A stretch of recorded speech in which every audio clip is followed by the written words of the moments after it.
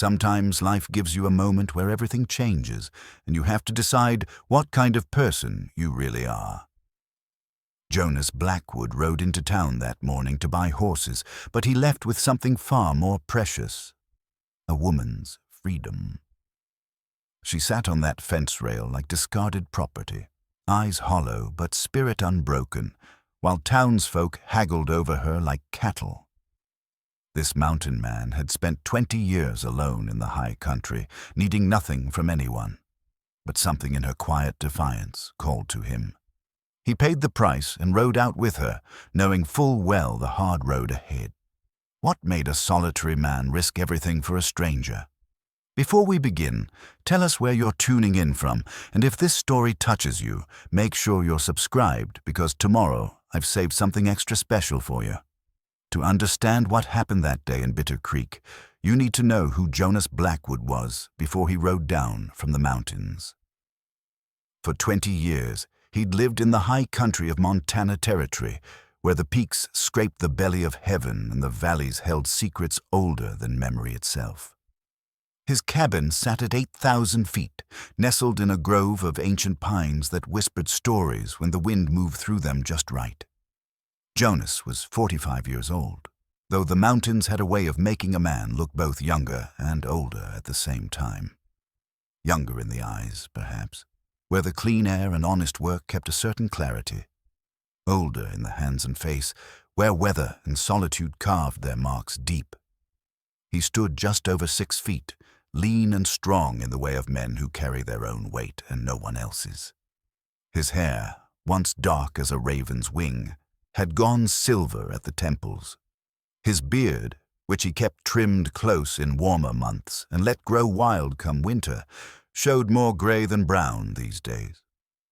He'd come to the mountains in 1853, a young man of 25 carrying wounds that had nothing to do with flesh and bone. Before that, there'd been a war, the Mexican War, where he'd served as a scout for the army. He'd been good at it, moving through the hostile territory like smoke, reading the land the way other men read books. But war has a price, and Jonas had paid it in full. He'd seen things no man should see, done things that haunted his sleep even now. After the war, he'd tried to go home to Missouri. There was a girl waiting, or so he thought. Mary Ellen Preston, with hair the color of honey and a laugh that could chase away the darkest thoughts. They'd married in the spring of 1852, and for one golden year, Jonas had believed he could be a normal man living a normal life.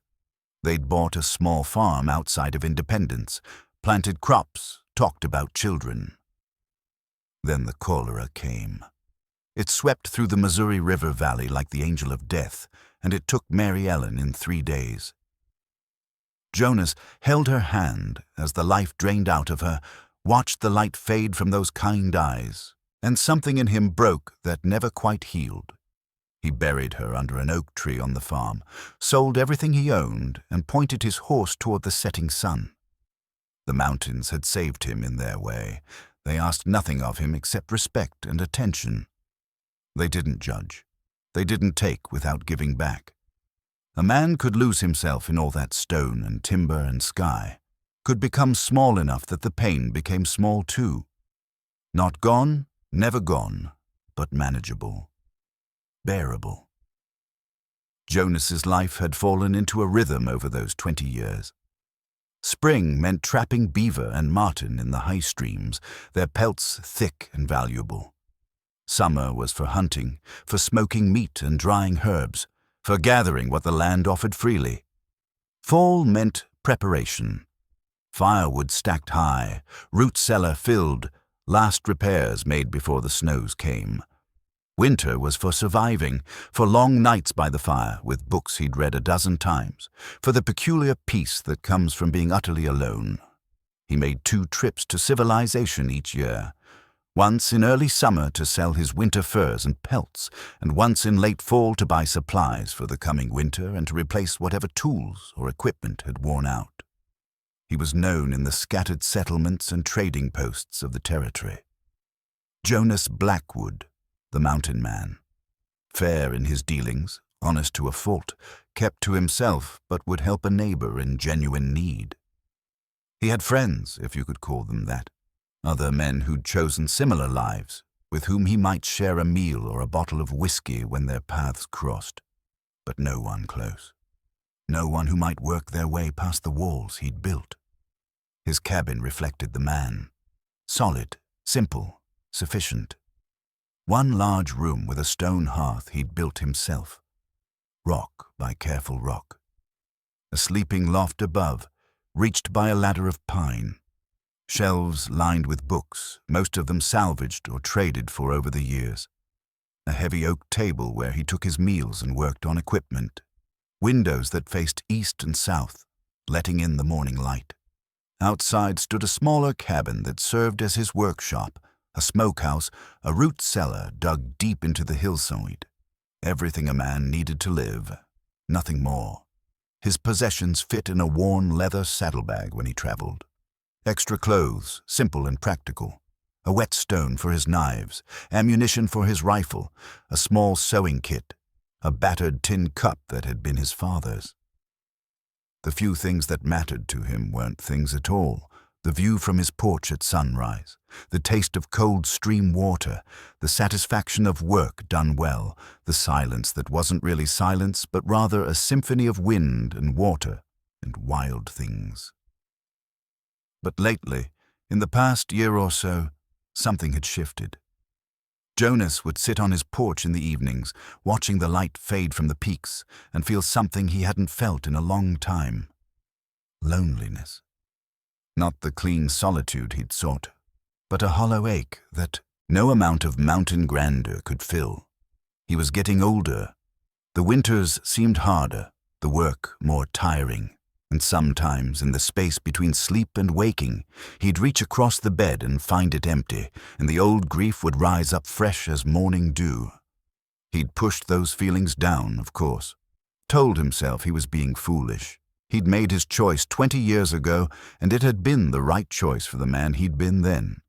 The man he still was, he'd thought. That autumn of 1873, he'd ridden down from the mountains with a specific purpose. His 2-pack horses were getting old, struggling with the steep trails and heavy loads. He needed younger animals, strong and sure-footed, to see him through the coming years. There was a stockyard in Bitter Creek, a dusty settlement 3 days' ride from his cabin, where a trader named Silas Kern kept good horses at fair prices. Jonas had brought coin, silver dollars earned from his summer furs, enough to buy a matched pair with money left over for winter supplies. The journey down had been pleasant enough. The aspens were turning gold, the air carried the first hint of coming cold, and the trail was clear. He'd camped under the stars, made simple meals over small fires, and allowed himself to look forward to the task ahead. Choosing horses was satisfying work, assessing their legs and teeth and temperament, imagining how they'd handle the mountain trails. He'd ridden into Bitter Creek on a Tuesday morning, under a sky so blue it hurt to look at. The town was like 100 others scattered across the territories, a wide main street churned to mud by wagon wheels and horses' hooves. False-fronted buildings promising goods and services they could barely deliver, and people trying to scratch out lives in country that didn't much care whether they succeeded or failed. Jonas had expected to conduct his business and be gone by nightfall. Buy the horses, load up on flour and coffee and other necessities. Maybe have one decent meal at the boarding house before heading back to the high country. Simple, straightforward, the kind of transaction he'd made a dozen times before. He had no idea that everything was about to change, that in a few hours he'd make a decision that would alter the course of his life in ways he couldn't begin to imagine. That the walls he'd so carefully built around his heart were about to come tumbling down because of a woman sitting on a fence. Sometimes the most important moments of our lives arrive quietly, without warning or fanfare. This was one of those moments, though Jonas didn't know it yet as he dismounted in front of the stockyard, secured his horse to the hitching rail, and walked toward the corral where Silas Kern kept his animals. The morning sun was warm on his shoulders.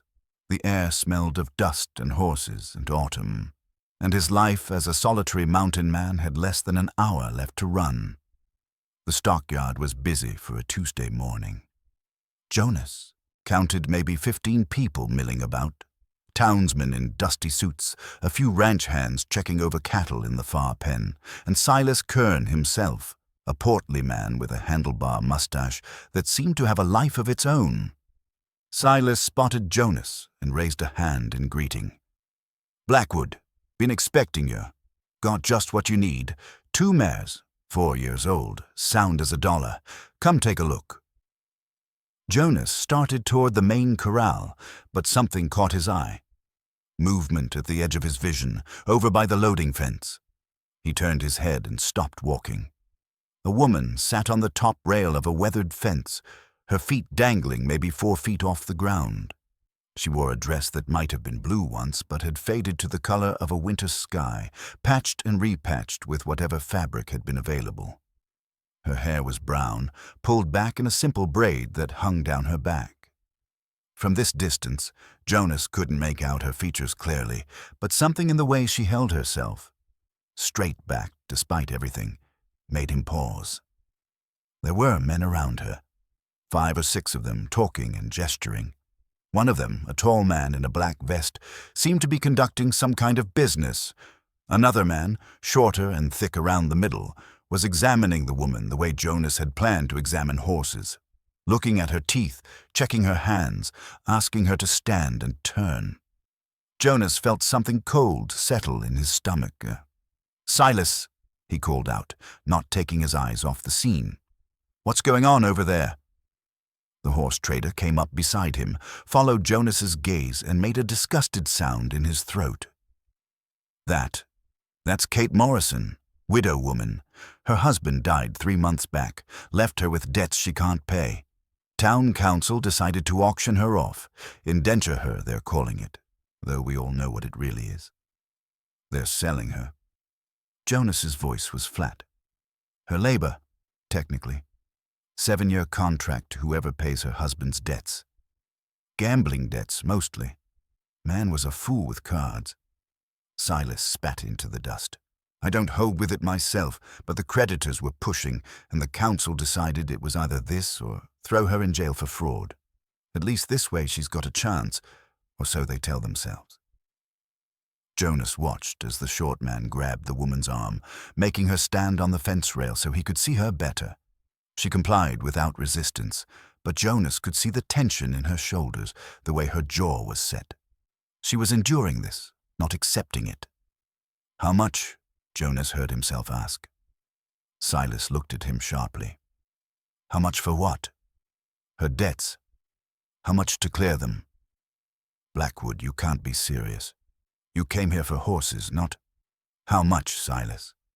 The trader scratched his chin, calculating. "Last I heard, about $300, maybe $350. That's more than those horses you wanted, and—" Jonas was already walking toward the fence. He heard Silas calling after him, but the words didn't register. His boots struck the hard-packed earth with purpose, each step bringing him closer to a decision he hadn't known he was going to make until the moment he'd made it. The tall man in the black vest looked up as Jonas approached. His name was Hiram Coates, and he fancied himself a gentleman despite being nothing more than a saloon owner with pretensions. "Help you, mountain man. I want to pay her debts." Jonas's voice was steady, though his heart was hammering against his ribs. Coates raised an eyebrow. "That's so. You understand what you're buying. This is a 7-year indenture contract. She'd be bound to you, legally. You'd be responsible for her keep, her conduct." "I understand. How much?" $340. Plus the contract fee. Call it $350 even. Coates smiled, showing tobacco-stained teeth. "That's a lot of money for a woman who can't cook worth a damn and has a mouth on her when she forgets her place." Jonas looked past Coates to the woman on the fence. For the first time, he saw her face clearly. She was maybe 28 or 30, with fine features that hardship had sharpened but not broken. Her eyes, gray as storm clouds, met his, and in them he saw something he recognized. Pride wrapped around pain, held together by sheer determination not to break. It was the same look he'd seen in his own mirror for 20 years. "I'll pay it," Jonas said. "Cash. Right now, but I want the contract papers destroyed. She goes free, no strings." That got everyone's attention. The short man stopped his examination.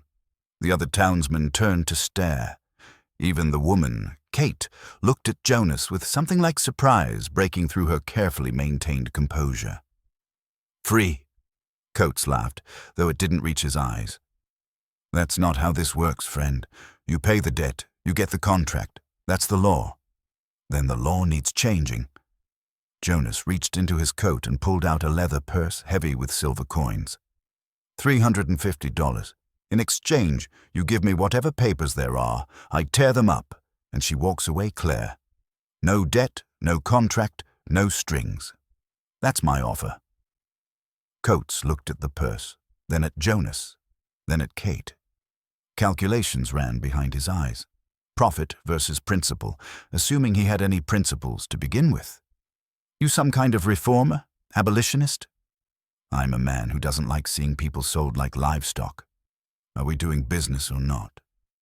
The saloon owner chewed on his mustache for a moment, then shrugged.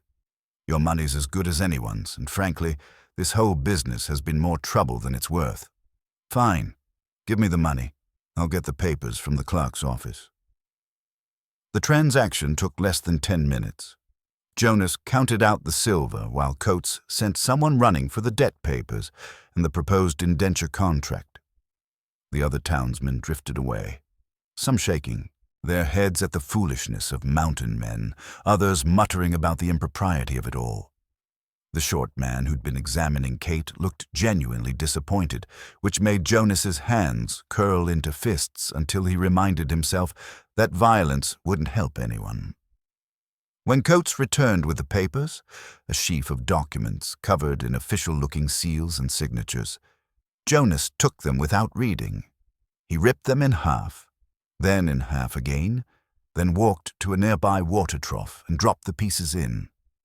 They floated for a moment before the ink began to run, the words dissolving into meaningless smudges. "There," Jonas said, turning back to face Kate, who had climbed down from the fence and stood now on her own 2 feet, looking at him with an expression he couldn't quite read. "You're free. No debt, no obligation. You can go wherever you want." For a long moment, Kate said nothing. She just stared at him, those gray eyes searching his face for something. His real motive, perhaps, or some sign that this was a trick. When she finally spoke, her voice was rough, as if she hadn't used it much lately. "Why?" It was a fair question, and Jonas wished he had a better answer. "Because it was wrong," he said simply. "What they were doing to you, it was wrong, and I had the means to stop it, so I did. You don't know me. I could be anyone. I could be trouble. Maybe. But that's your choice to make, not theirs." He gestured vaguely toward Coates and the departing townsman. "You're your own person now, free to make your own mistakes if you want to." Kate wrapped her arms around herself, a defensive gesture that spoke of vulnerability she didn't want to show. "I have nowhere to go, no family, no prospects.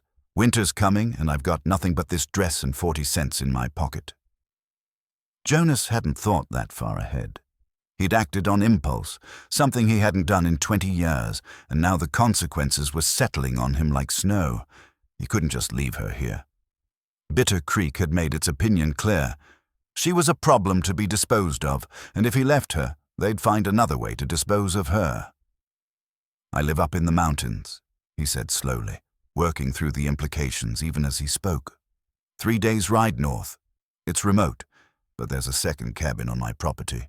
Needs some fixing up, but it's sound. You could stay there, at least through the winter. By spring, maybe you'd have figured out where you want to go, what you want to do." "Why would you do that?" She was still suspicious, still waiting for the real price to reveal itself. "Because it's the right thing to do." Jonas met her eyes steadily, letting her see the truth of it. "I'm not asking anything from you, Kate." No obligations, no expectations. Just a place to stay until you get back on your feet. After that, you're free to leave whenever you want. She studied him for what felt like a long time. Around them, the stockyard had returned to its business. Silas was showing someone his horses. A ranch hand was loading feed sacks onto a wagon. Life went on, indifferent to the small drama that had just played out. Finally, Kate nodded. Just once, a small dip of her chin. All right, through the winter, but I'll earn my keep. I can work, cooking, cleaning, mending, whatever needs doing. If you want to, that's fine, but it's not required. It's required by me. There was steel in her voice now, pride reasserting itself. I won't be beholden, even to kindness. Jonas almost smiled. He understood that need, that fierce independence. It was what had driven him to the mountains in the first place. Fair enough. I need to buy some supplies for the trip. We can leave first thing tomorrow morning. I'm ready now. You have things to gather, people to say goodbye to? Kate looked around at Bitter Creek, at the town that had been willing to sell her to the highest bidder, and her expression was answer enough. No, I have nothing here. If you're ready to go, so am I. Jonas thought about the horses he'd come to buy, still standing in Silas's corral. He thought about his carefully planned supply run, his intention to be back in the mountains by the end of the week. He thought about his solitary life, the walls he'd built, the peace he'd found in isolation. Then he looked at Kate Morrison, standing straight and proud despite everything, and realized that maybe peace wasn't the only thing worth having. All right then, he said, let's go home. They crested the final ridge just as twilight settled over the mountains. Jonas reined in his horse and gestured ahead, letting Kate take in the view. Below them, nestled in a natural bowl between three peaks, sat his property. 2 log cabins separated by a clearing, smoke rising from what Jonas knew was a banked fire in his hearth, and beyond them the endless sweep of forest climbing toward the snow line. There, he said quietly. Home. Kate sat motionless on her horse, absorbing the scene. The main cabin was solid and well built, with a stone chimney rising from one end and a covered porch across the front. The second cabin was smaller, set back among the pines, and even from this distance Jonas could see it needed work. One shutter hung crooked, and there were gaps in the chinking between the logs. The smaller one is yours, Jonas said. Like I mentioned, it needs repair, but the roof is sound and the hearth draws well. We'll get it fixed up proper. It's more than I expected, Kate said softly. More than I hoped for. They descended the trail as darkness gathered, arriving at the main cabin just as the first stars appeared. Jonas dismounted and helped Kate down. She'd grown stiff from the long day's ride, then tended to the horses while she stood in the clearing, slowly turning to take everything in. Come inside, Jonas said when the horses were settled. I'll get the fire built up and make us some supper. You can look at your cabin in the morning when there's light to see by. The main cabin's interior was simple but comfortable. The stone hearth dominated one wall, already throwing heat from the fire Jonas quickly built up. Shelves lined another wall, packed with books and supplies. A heavy oak table sat in the center of the room, scarred from years of use but solid. Above, a sleeping loft was visible, accessed by a sturdy ladder. Everything was neat, organized, the home of a man who lived alone and liked things in their place. Kate stood in the doorway, taking it in. You built all this yourself? Most of it. Had help with the heavy timber work from a neighbor 10 miles south, man named Dutch Kiefer. Good fellow, keeps to himself like I do. Jonas hung his coat on a peg and moved to the shelves. Sit down, you must be exhausted. She was, though she tried not to show it. Kate sank into one of the chairs at the table, and Jonas could see the weariness in every line of her body. 3 days of hard riding after months of stress and deprivation. It was a wonder she'd made it this far without complaint. He prepared a simple meal, more elaborate than trail food but still basic: venison stew from his stores, biscuits baked in a Dutch oven, coffee strong and dark. As he worked, Kate watched from the table, her expression thoughtful. "You know your way around a kitchen," she observed. "Man lives alone long enough. He learns to cook or starves. It's not fancy, but it's edible.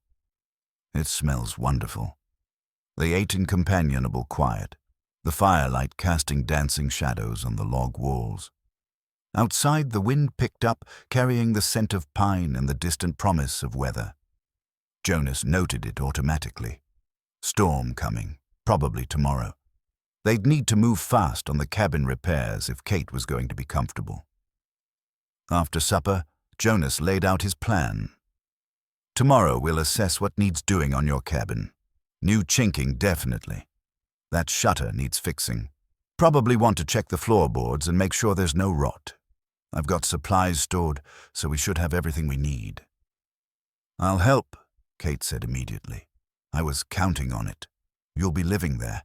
You should have a say in how it's set up." Jonas poured them both more coffee. "There's a root cellar out back that we share. My stores are well stocked, so we've got plenty to get through winter.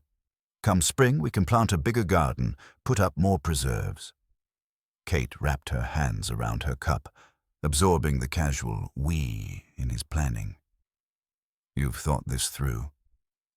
"Not really. Making it up as I go." Jonas smiled slightly. "But I've been through enough winters up here to know what's needed. You'll learn quick enough." Over the next few days, they fell into a routine.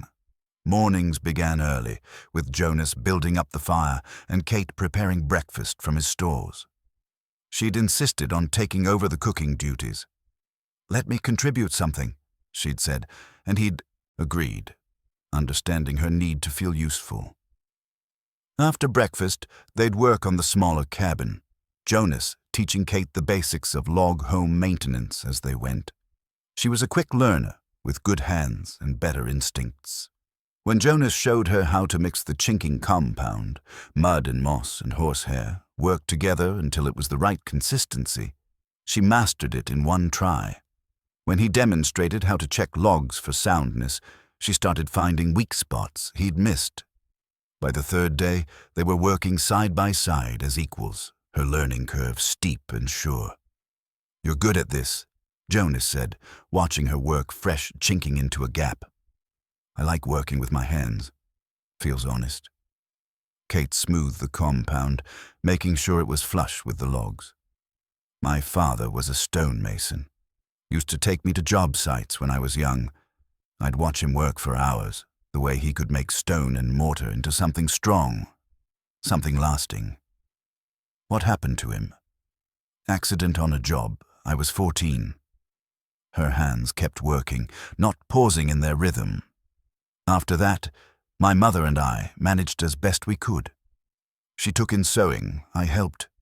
We got by. Then she got sick, and I met James, and he seemed like security, seemed like a way forward." She laughed bitterly. "Shows what I knew."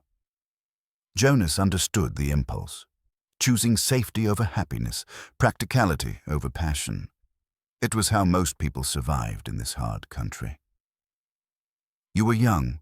We all make choices based on what we think we need at the time. Do we get to remake those choices? Start over?" "I think that's what you're doing now." Kate looked up at him then, really looked, and Jonas saw something in her eyes that made his chest tighten. Hope, maybe, or the beginning of it. Trust, earned slowly over days of honest work and honest conversation. That evening, as they shared supper in the main cabin, Kate's cabin still not quite ready for habitation, Jonas brought out his father's brass compass. It was an old thing, worn smooth by years of handling, the needle still true despite its age. "This was my father's," he said, placing it on the table between them. "He gave it to me before I left for the war." said a man needed to know which direction he was heading, especially when the world got confused. Kate picked it up carefully, feeling its weight. It's beautiful. It kept me alive more than once. Not just the compass itself, but what it represented. The idea that no matter how lost you get, there's always a way to orient yourself, to find true north. Jonas paused, choosing his words. I think you lost your way for a while, Kate. We both did. But that doesn't mean we can't find it again. She turned the compass in her hands, watching the needle swing and settle. What's your true north now, Jonas? It was a fair question, and he didn't have a simple answer. I used to think it was solitude, peace and quiet and mountains, but lately I'm thinking maybe that's not enough. Maybe true north is something more than just survival. Like what? Like purpose. Like connection. Like building something that matters. He gestured vaguely at the cabin, at the work they'd been doing together. Like this. Kate set the compass down gently, reverently. Thank you for showing me this, for trusting me with it. You've earned trust, Kate. These past few days, watching you work, seeing how you tackle problems and don't quit even when things are hard. That tells me who you are, and who you are is someone worth knowing. She looked away, but not before Jonas saw the shine of tears in her eyes. I'm not used to people saying things like that. Then you've been around the wrong people. They sat in comfortable silence for a while, the fire crackling, the compass resting between them like a promise of direction found. Outside, Jonas heard the first whisper of wind that meant the weather was changing. Tomorrow would bring challenges, the storm he'd sensed coming, more work on the cabin, the daily tasks of mountain life. But tonight, sitting across from Kate Morrison in the firelight, sharing stories and silence, Jonas felt something he hadn't felt in 20 years. He felt less alone, and more than that, he felt like maybe, just maybe, being less alone was exactly what he'd been needing all along.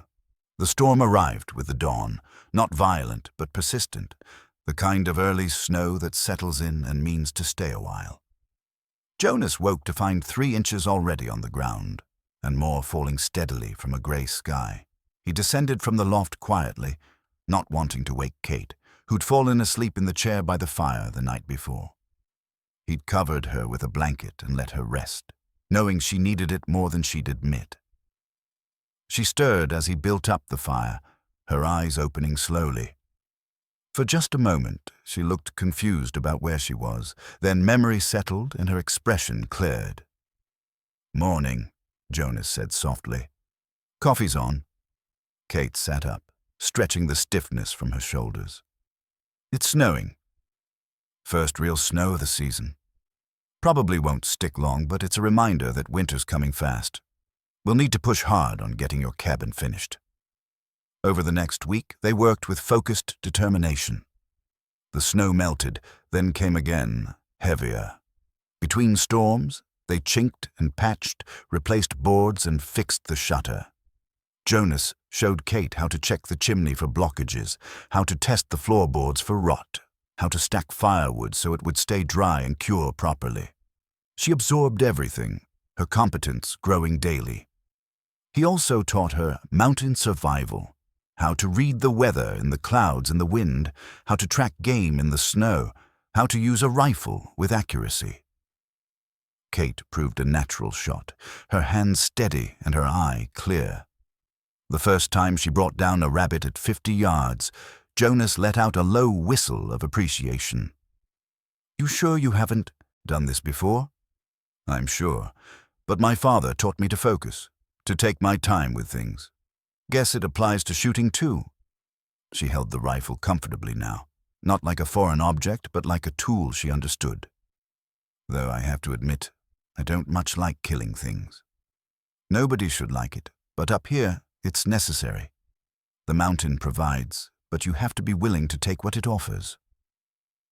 Jonas moved to help her field dress the rabbit. Life and death are close neighbors in this country. That's something you learn quick. As they worked side by side, Their conversations deepened. Kate began to share more of her past. Not just the broad strokes, but the details that paint a real picture of a life lived. Her childhood in a small Pennsylvania town, her mother's gentle nature, her father's quiet strength, the years after his death, struggling to get by, meeting James at a church social, thinking he was charming and stable, not seeing the weakness underneath until it was too late. Jonas shared too, more than he'd shared with anyone in 2 decades. Stories from the war, not the violence, but the camaraderie, the men he'd served with, the strange beauty he'd found even in dark times. His courtship of Mary Ellen, brief and intense.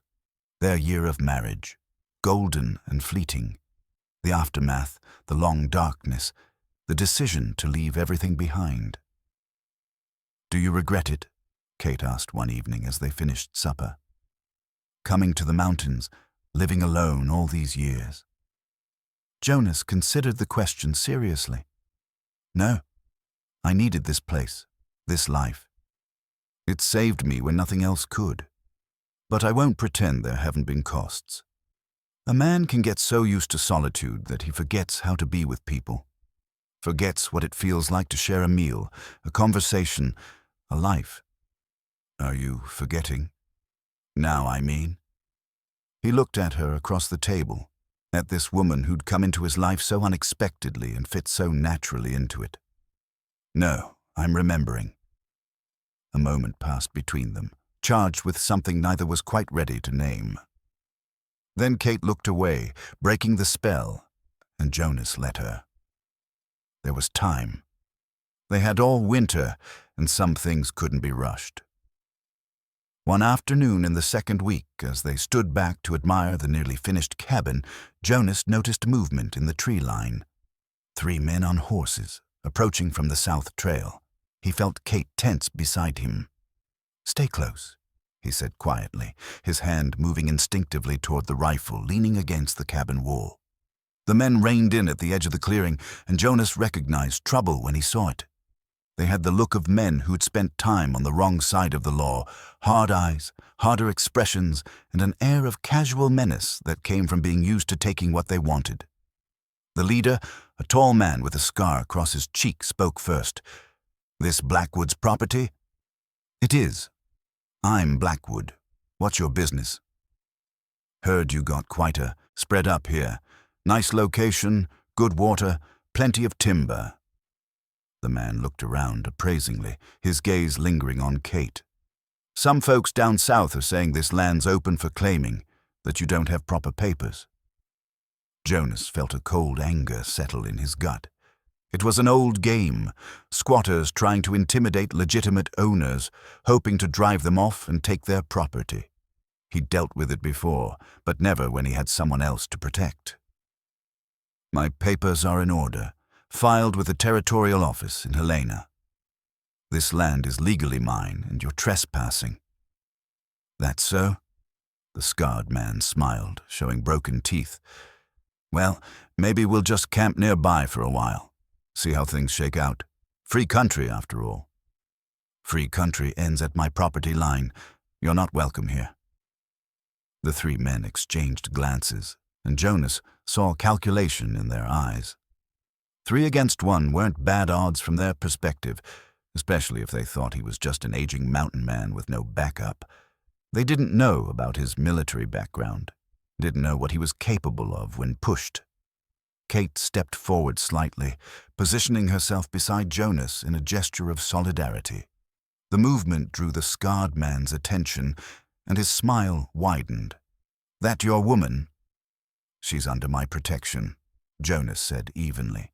"And you'd best remember that before you say anything else, you'll regret." The tension stretched tight, the air heavy with potential violence. Then the scarred man laughed and pulled his horse around. "Like I said, just passing through. Might set up camp a few miles south. Do some hunting. Hope that's not a problem. As long as you're off my property, you can do what you want." The 3 men rode off, but not before the scarred man looked back once more, his expression making clear this wasn't over. Jonas watched until they disappeared into the trees, then turned to Kate. "Go inside. Get your rifle and make sure it's loaded." "Jonas, what's happening?" "Claim jumpers, probably. Or worse. Men like that don't show up by accident, and they don't leave just because you ask politely." He checked his own rifle, his movements calm and practiced. "They'll be back, most likely. When they do, we need to be ready." Kate's face had gone pale, but her voice was steady. "What do we do?" "We prepare, and we stand our ground." Jonas looked at her seriously. "This is my land, Kate, but you're part of it now. If you're going to stay, you need to be willing to defend it. Can you do that?" She met his eyes, and he saw the fear there, but also something stronger. Determination, resolve, the same quiet defiance he'd seen on that fence in Bitter Creek. "Yes, I can do that." "Good. Then let's get to work." The men returned 3 days later, but not alone. They brought a sheriff with them, or at least a man wearing a sheriff's badge. Jonas recognized the type, frontier law enforcement that bent with the prevailing wind, more sûr, interested in profit than justice. The badge was real enough, but the man wearing it was corrupt through and through. Jonas and Kate stood on the porch as the 4 men rode into the clearing. He'd positioned them carefully. High ground, clear fields of fire, his rifle within easy reach but not openly displayed. Kate stood beside him, her own rifle just inside the doorway. They'd spent the past 3 days preparing, practicing, making sure they were ready for whatever came. The sheriff was a portly man in his 50s with a florid face and shrewd eyes. He dismounted with a wheeze and approached the porch, the 3 others hanging back but watching intently. "Jonas Blackwood." "That's right. I'm Sheriff Cyrus Gant out of Deer Lodge. Got some questions for you and that woman there." He gestured toward Kate with a folder he carried. "What kind of questions?" Gant opened the folder with theatrical precision, pulling out a sheet of paper. Jonas's stomach dropped as he recognized what it was. A wanted poster, yellowed and worn, but still legible. And Kate's face was on it, rendered in rough ink, but unmistakable. "Catherine Morrison, also known as Kate Morrison," Gant read aloud.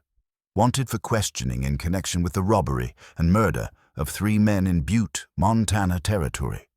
Also suspected of possessing knowledge regarding the whereabouts of $10,000 in gold stolen from a private mining concern." Kate had gone rigid beside Jonas, her face draining of color. "That's not true," she whispered. "I didn't kill anyone. I don't know anything about stolen gold." Gant smiled, showing tobacco-stained teeth.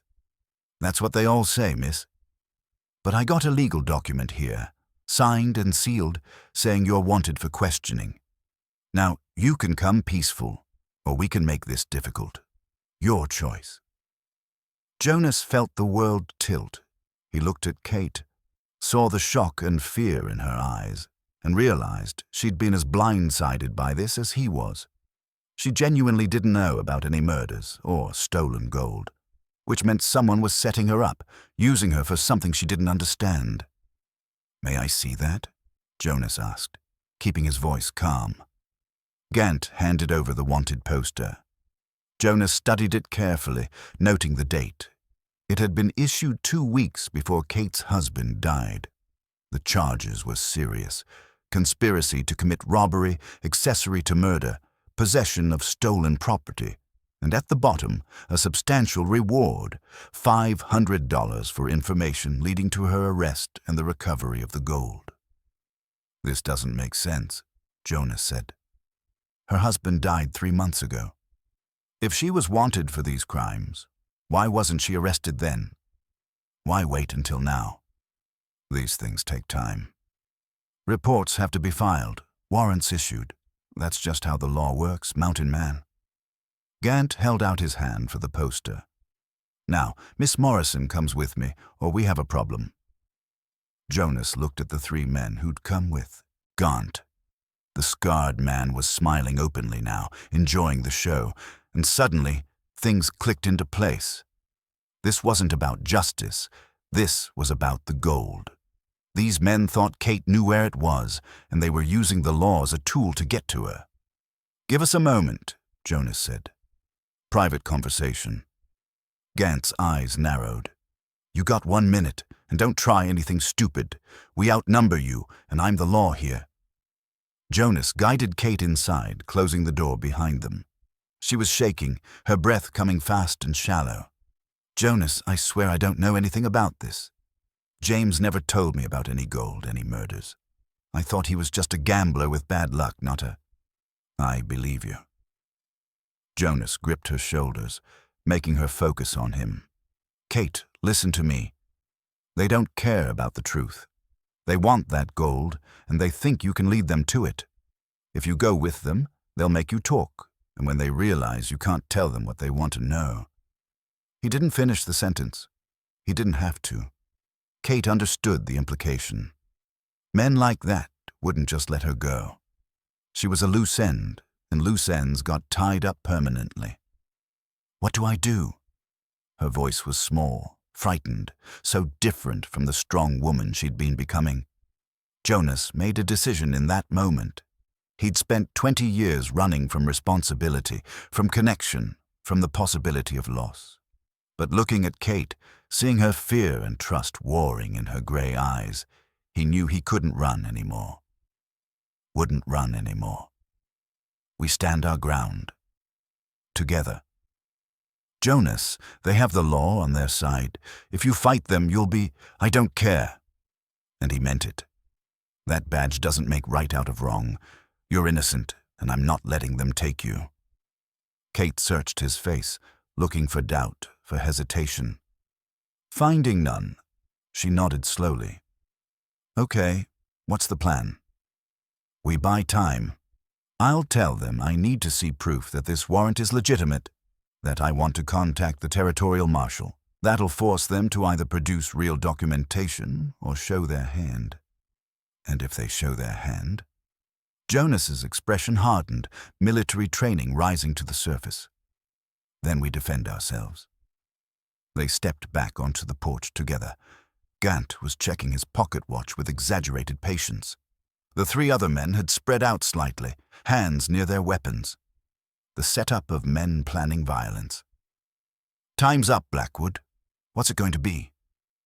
"I need to verify that warrant," Jonas said evenly.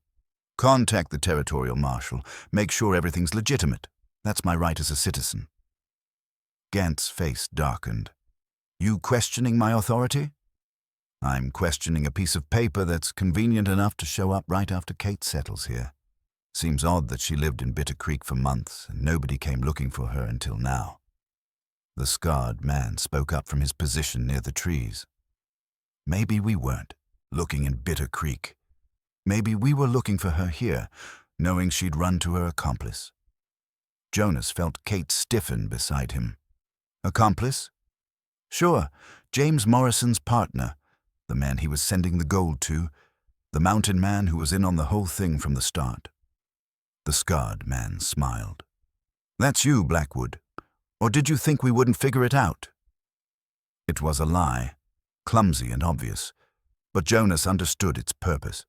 They were trying to box him in, give him no choice but to let Kate go or be implicated himself. It was crude, but effective. "That's absurd," Jonas said. "I never met James Morrison, never even heard his name until Kate told me about him." "That's not what the evidence says." Gant pulled another paper from his folder, this one newer, with handwriting Jonas didn't recognize. "Got a letter here, written by Morrison before he died. Says he was working with a mountain man named Blackwood, that the gold was hidden somewhere on your property, and that his wife would come to collect it after things cooled down." Kate gasped. "That's a lie. James never mentioned Jonas. He couldn't have. I didn't even know Jonas existed until 2 weeks ago." "Then you're both either liars or fools," Gant said. "Either way, you're both coming with me. Miss Morrison on the murder charges, and you, Blackwood, on conspiracy to robbery." Jonas's hand moved slowly toward his rifle. "I don't think so." That's resisting arrest. That's a hanging offense in these parts. Gant's hand moved to his pistol. Last chance. Come peaceful, or we do this the hard way. Time seemed to slow down. Jonas assessed the situation with the cold clarity that had kept him alive during the war. 4 against 2, but he had the high ground, and Kate could shoot. The men were bunched too close together, poor tactical positioning, and most importantly, they'd underestimated him. But before anyone could draw, Kate spoke up, her voice suddenly strong and clear. "Wait, I know where the gold is." Everyone froze. Jonas looked at her in shock. "Kate!" "I know where it is," she repeated, meeting Gant's eyes. "Or at least I think I do. James left me something. A letter. I didn't understand what it meant until now, but it makes sense. He hid the gold, and he left me clues to find it." Gant leaned forward, greed naked on his face. "Where?" "Not so fast. You want the gold? Fine. But you let Jonas go. He's not part of this, never was. I'll take you to the gold, but only if you leave him alone." "Kate, no," Jonas started, but she cut him off. "It's my choice, Jonas. You gave me my freedom. Now I'm using it." She looked at him with those storm-gray eyes, and he saw resignation there, and sacrifice, and something that looked suspiciously like love. "Thank you. For everything. But this is my problem, not yours."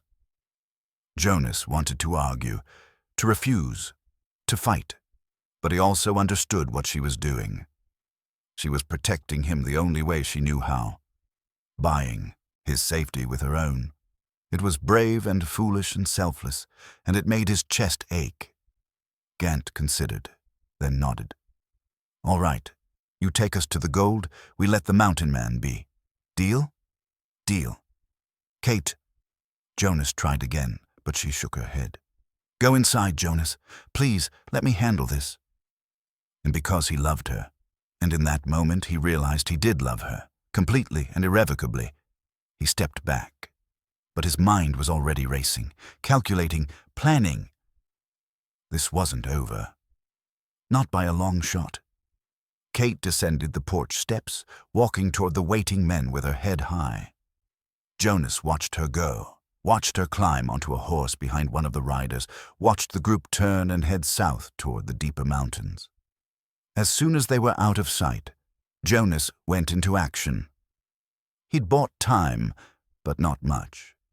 And if he was going to save Kate Morrison, he'd need to use every skill he'd learned in 20 years of solitude and 20 years before that of war. The hunt was on. Jonas moved with purpose the moment they were out of sight.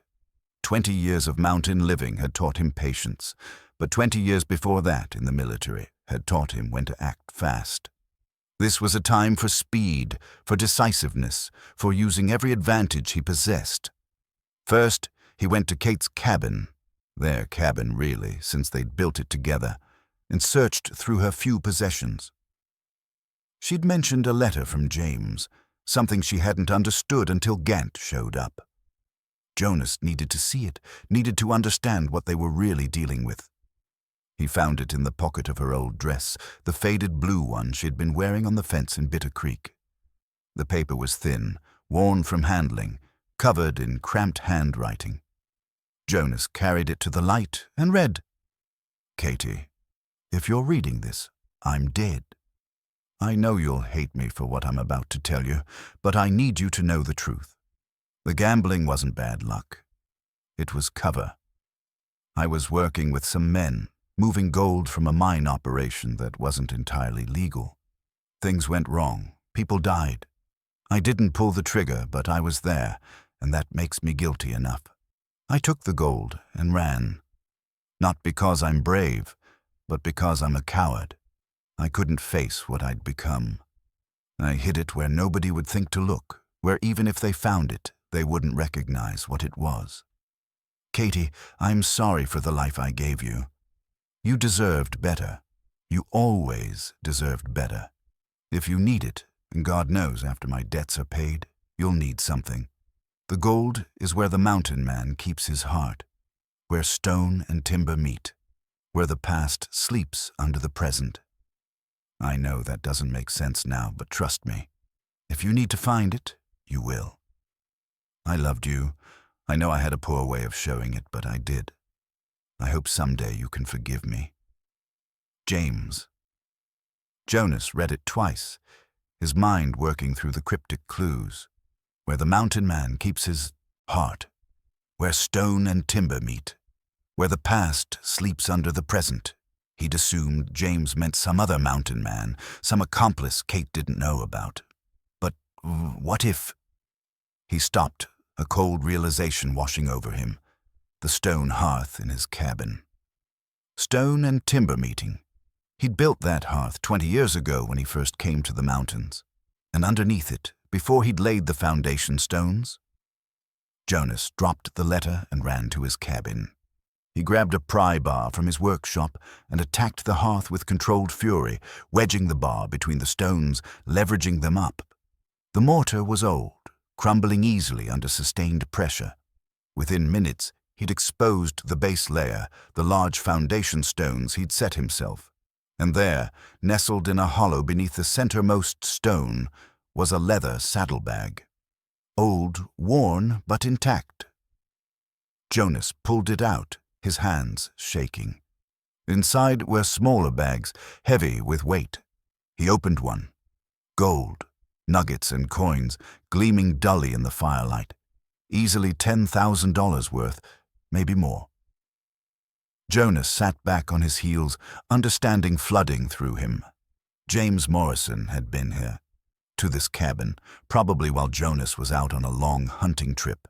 He'd hidden the gold and crafted his cryptic clue, knowing Kate would never figure it out unless she had reason to, unless someone came looking for the gold and forced her hand.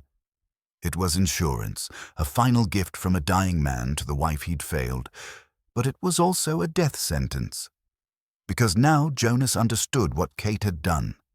She'd lied to buy him time, claiming she knew where the gold was when she really didn't. She was leading Gant and his men on a wild chase, probably heading south toward the deeper mountains, hoping to buy Jonas enough time to what? Run. Hide. Jonas almost laughed at the thought. He'd spent 20 years running from life, and he was done. Kate had stood up for him, sacrificed herself to protect him. The least he could do was return the favor. He pulled out the journal he kept, a leather-bound book where he documented his years in the mountains. On a blank page, he wrote quickly, "To whom it may concern, the gold hidden on my property was placed there without my knowledge by James Morrison. I discovered it today, October 14th, 1873. It belongs to the Rocky Mountain Mining Company of Butte, and should be returned to them. Kate Morrison had no knowledge of this gold or its location. She is innocent of all charges. Signed, Jonas Blackwood." He left the journal open on the table, the gold beside it. If he didn't come back, at least there would be a record. Then he armed himself properly. Rifle, pistol, knife, ammunition. He changed into his old military clothes, the ones he'd kept stored in a trunk, barely touched in 20 years. They still fit, more or less. The man who wore them might be older, but he remembered how to fight. Dutch Kiefer, his neighbor 10 miles south, would know something.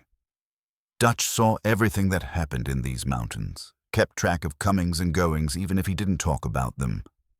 Jonas saddled his horse and rode hard, reaching Dutch's cabin in under 2 hours.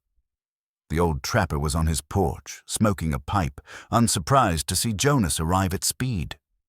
"Figured you'd be coming. Saw some men heading up the South Ridge Trail about an hour ago.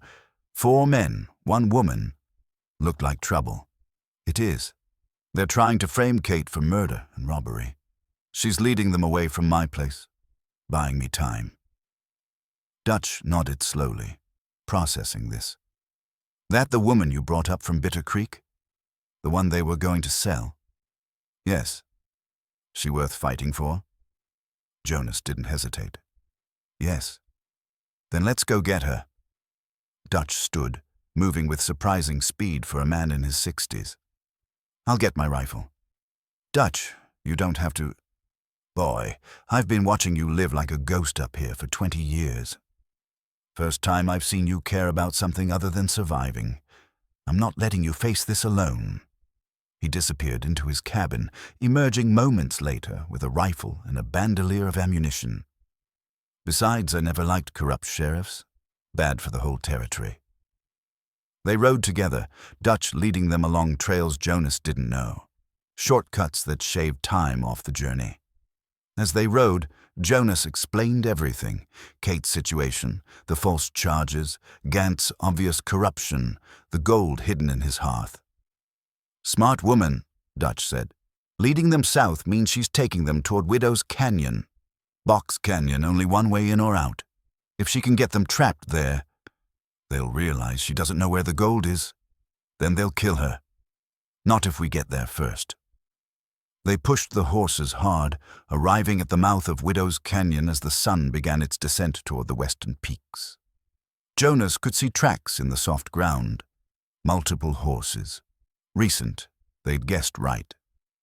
"We need a plan," Dutch said, dismounting. "Can't just ride in shooting. They've got the high ground if they're smart." Jonas assessed the terrain with a tactical eye he hadn't used in decades. The canyon was narrow, maybe 100 yards wide, with steep walls on both sides. Good cover in the rocks and scrub, but limited movement. A natural trap, just like Dutch said. "I'll go in on foot," Jonas decided. "You stay here with the horses. Cover the entrance. If they try to run, you stop them. And if they don't run, if they dig in and fight, then I'll handle it." Jonas checked his rifle, his movements calm and practiced. "I was a military scout, Dutch. I know how to move unseen, how to take men by surprise. It's been a long time, but some things you don't forget." Dutch studied him for a moment, seeing something in Jonas he probably hadn't seen before. The soldier underneath the mountain man, the warrior that 20 years of peace couldn't quite erase. "All right, but you got 30 minutes. After that, I'm coming in whether you're ready or not." "Fair enough." Jonas moved into the canyon like smoke, silent and careful. The military training came back to him. How to place his feet, how to use cover, how to move with the landscape instead of against it. The canyon walls threw long shadows as the sun dropped lower, and he used them, staying in darkness, becoming part of the stone and scrub. He heard them before he saw them, voices raised in argument. As he crept closer, Jonas could make out Gant's angry tones, the scarred man's threatening drawl, and Kate's voice, steady and calm despite what must be her terror. "I told you, it's here somewhere. Morrison said the canyon. I need more time to search." "You've had time. You're stalling." That was Gant, frustration evident. "Either you find that gold in the next 5 minutes, or we're done playing nice." Jonas positioned himself on a small rise overlooking their position. Kate was standing near a rock face, her hands in front of her, the picture of someone searching desperately for something. But Jonas could see the set of her shoulders, the way she kept glancing toward the canyon entrance. She was still stalling, still buying time, even though she must know Jonas wasn't coming, even though she must think she was on her own. The 4 men were spread out but clustered, their attention on Kate. Poor tactical positioning, just like at the cabin. Jonas counted weapons, all 4 armed, but only Gant had his gun drawn. The others were relaxed, confident. They didn't see him as a threat. Their mistake. Jonas settled the rifle against his shoulder, sighting down the barrel. He could end this in seconds. 4 shots, 4 men down. He had the skill, had the position, but that wasn't who he was anymore. He'd done enough killing in his life. What he needed now was leverage, not bodies. "U.S. Marshal," Jonas called out, his voice echoing off the canyon walls. "Drop your weapons and put your hands up." The effect was instantaneous. The 4 men spun toward his voice, hands going to their weapons. Kate's eyes went wide, finding him on the rise above them. For a moment, nobody moved. Then Gant started laughing. U.S. Marshal, that's rich, Blackwood. There's no marshal within 50 miles of here, and we both know it. Maybe. But there's a man with a rifle pointed at you, and that's what matters right now. Jonas kept his voice steady, authoritative. Kate, step away from them. Slowly. Kate moved carefully, putting distance between herself and the four men. Jonas tracked her with his peripheral vision, making sure none of them tried to grab her. When she was clear, he felt some of the tension ease from his shoulders. "Here's what's going to happen," Jonas said. "You're going to leave. All four of you. Ride out of this territory and don't come back. If I ever see you near Kate or my property again, I won't bother with talking. I'll just shoot. Understood?" The scarred man sneered. "You're one man with one gun. We're four. I like our odds." "Then you're a fool. I'm on high ground with clear sight lines. I can drop all four of you before you get off 2 shots. Maybe one of you will get lucky and hit me, but the other 3 will still be dead.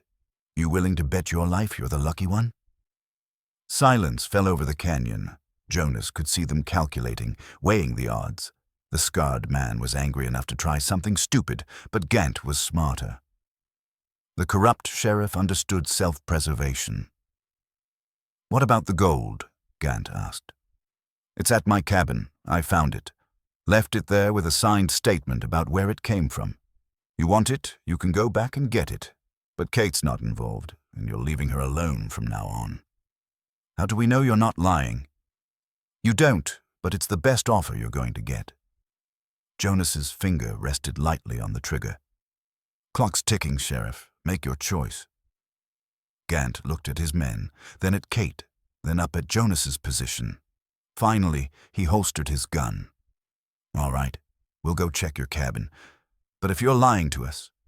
"I'm not. The gold's there. Take it back to whoever owns it, collect your reward, and stay away from Kate Morrison. That's the deal."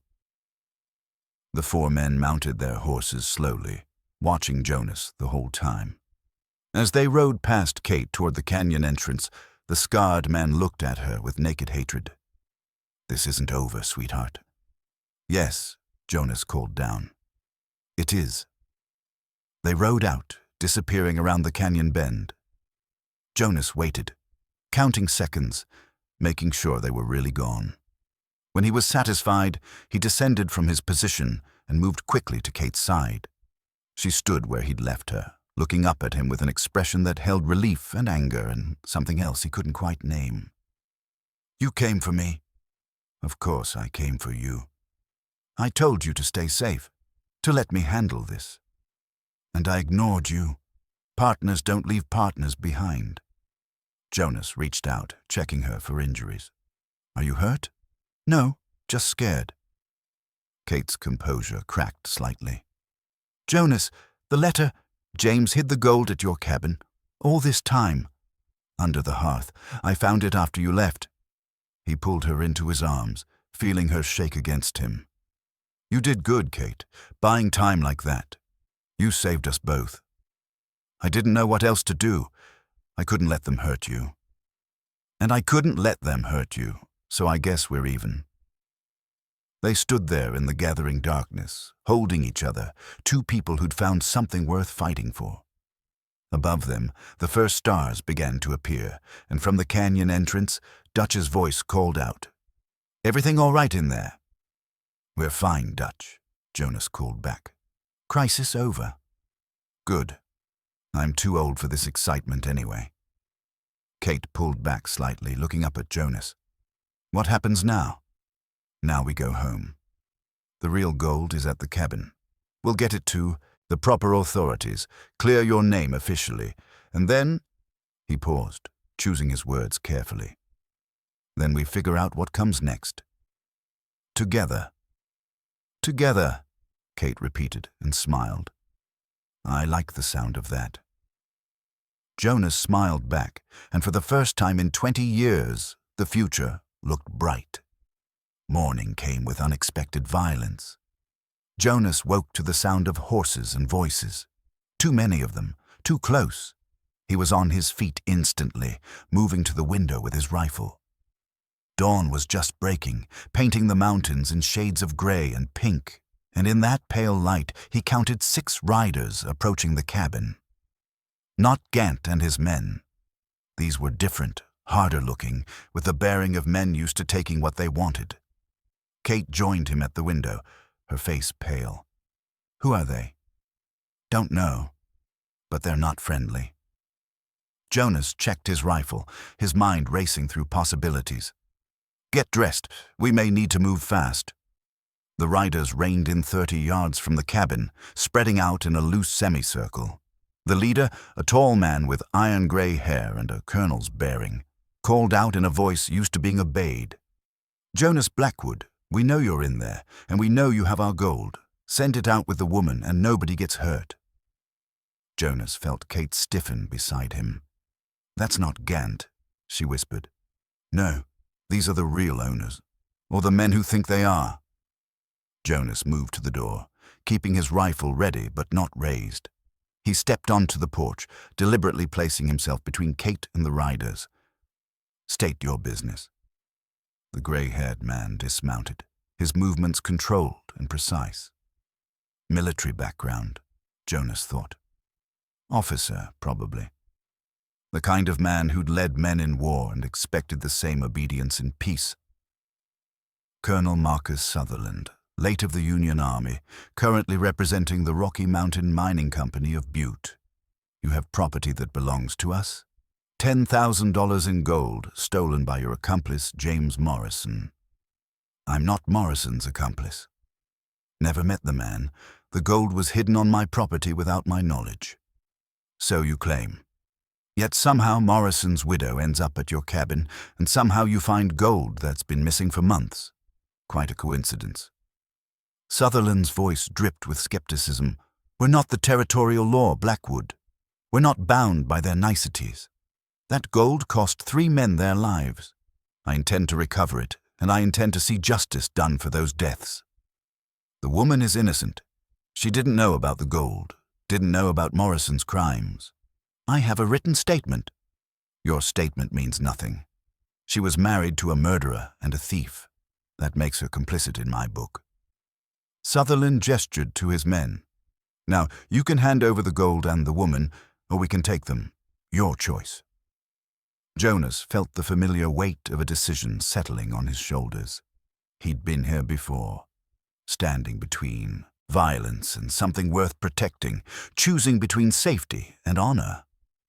20 years ago, he'd walked away from such choices, retreated to the mountains to avoid ever having to make them again.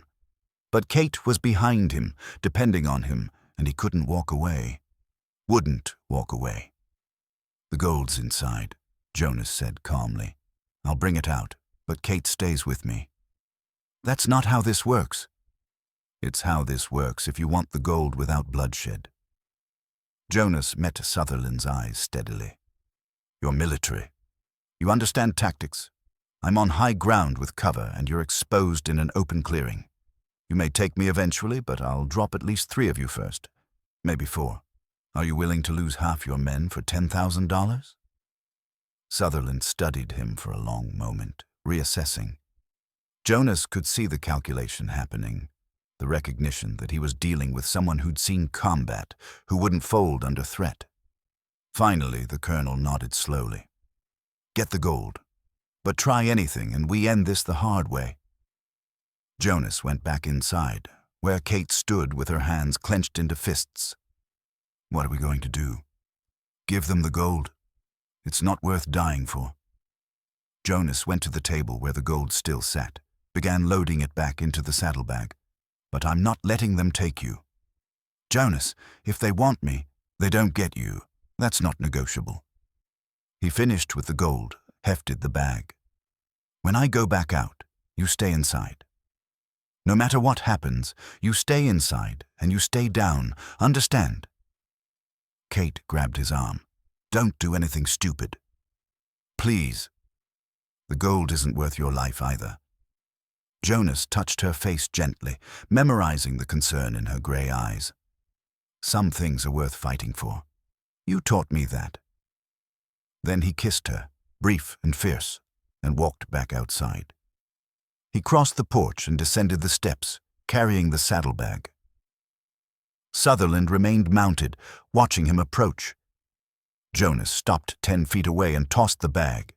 It landed at the colonel's horse's feet with a heavy thud. "There's your gold. Now leave." Sutherland dismounted and picked up the bag, checking the contents. Satisfied, he looked back at Jonas. "And the woman is under my protection. She's innocent of Morrison's crimes, and you have no legal authority over her. You got what you came for.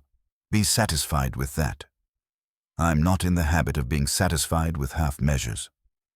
Sutherland nodded to his men. "Bring her out." 2 of them dismounted, starting toward the cabin. Jonas raised his rifle, his voice hard as stone. "That would be a mistake. You can't fight all of us, Blackwood." "Maybe not, but I can make you wish you'd taken the gold and left." Jonas's finger rested on the trigger, his aim steady. "Last chance. Ride out, or we see who's still standing when the smoke clears." The 2 men stopped, looking to their colonel for direction. And in that moment of hesitation, a new voice cut through the tension. "I'd suggest you listen to him, Sutherland." Everyone turned. Dutch Kiefer sat on his horse at the tree line, his rifle across his saddle, looking relaxed but ready. And beside him sat 3 other men. Mountain men like Dutch, hard-faced and capable, their weapons visible.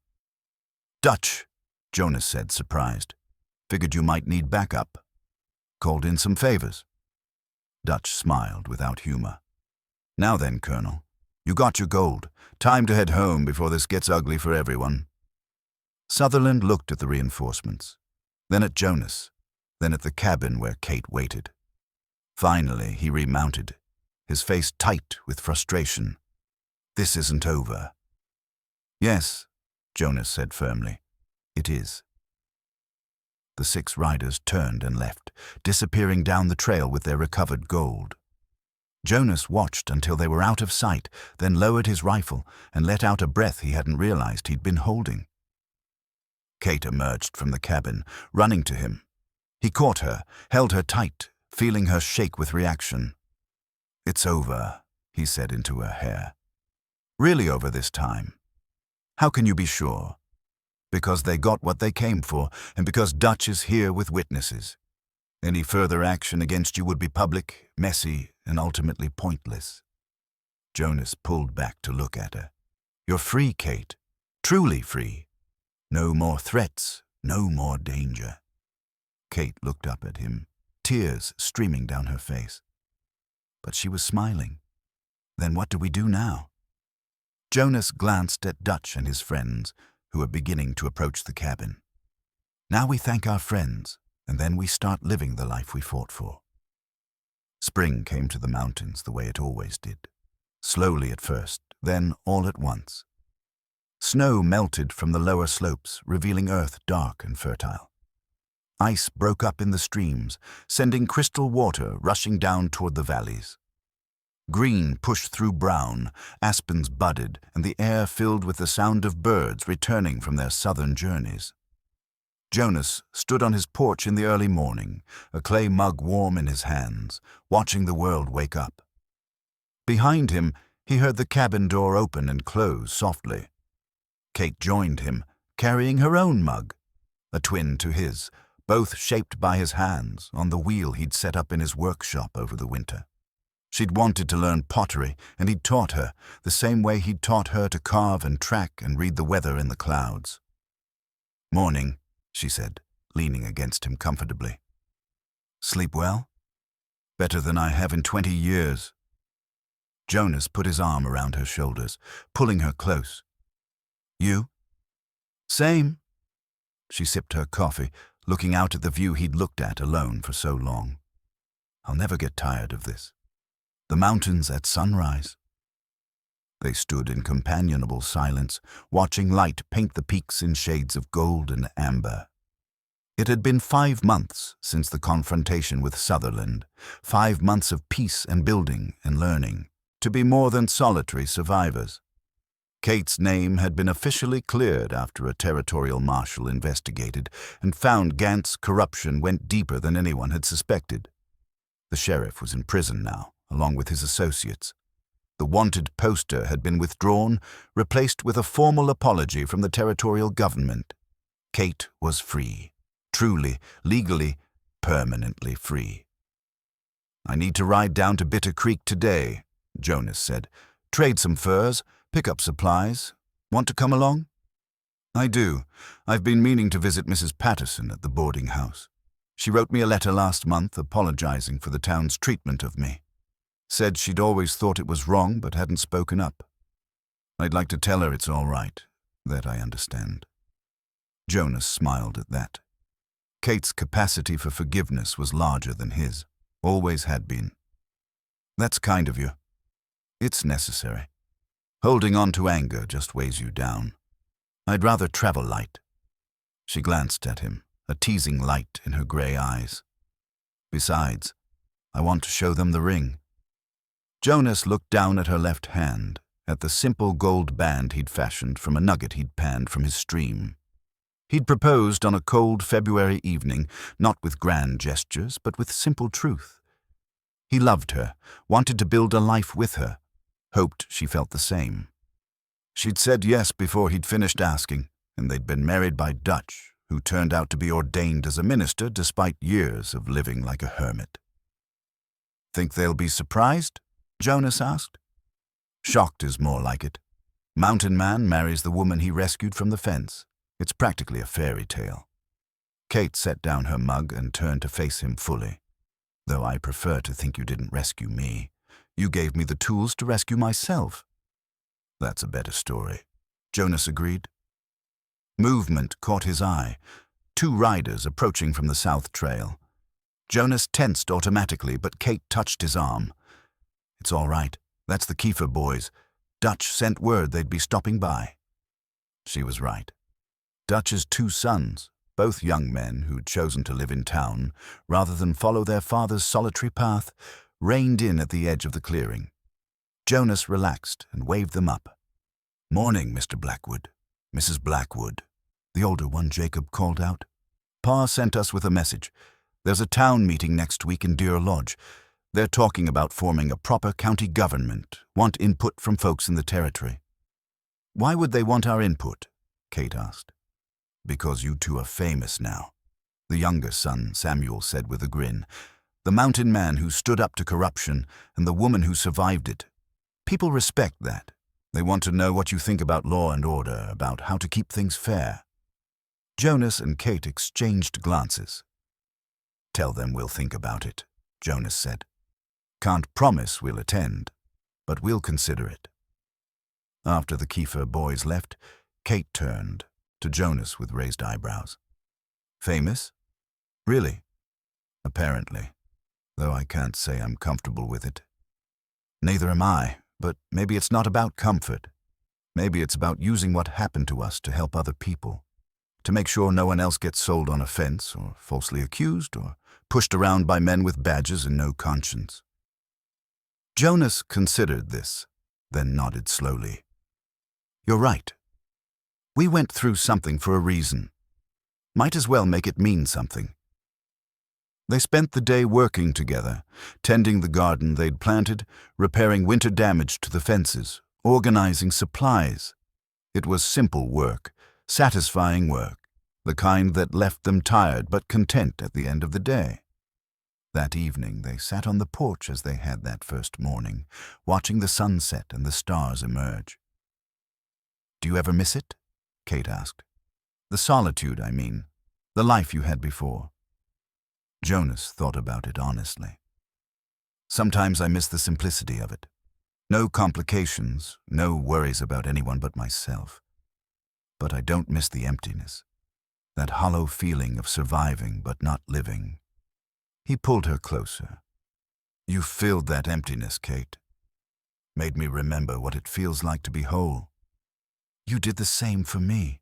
When I was sitting on that fence in Bitter Creek, I'd given up. Accepted that my life was over, that I'd be property until I died.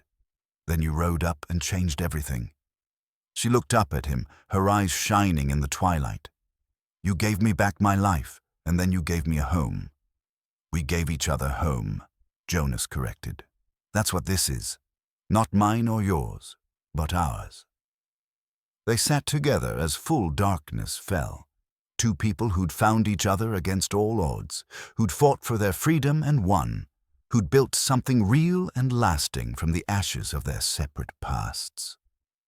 Around them, the mountains stood eternal and unchanging, bearing witness to their story, the way they'd witnessed countless others over the centuries.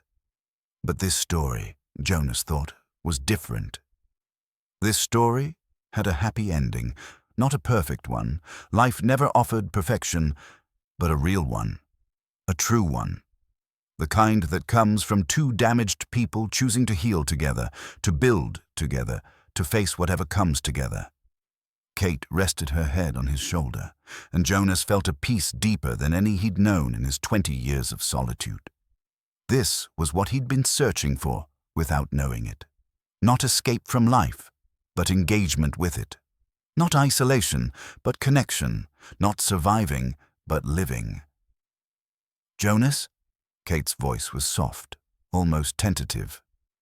"Yes? I'm happy, really truly happy, for the first time in longer than I can remember." Jonas kissed the top of her head, breathing in the scent of her hair, feeling the solid warmth of her against him. "Me too, Kate. Me too." Above them, the stars wheeled in their ancient dance, and from somewhere in the forest, a wolf called to the moon. The mountains settled into night, and in their small cabin, Jonas and Kate Blackwood settled into their life together, a life built on freedom, dignity, and love. The kind of life worth fighting for. The kind of life worth living. The end of one story and the beginning of another, as it should be.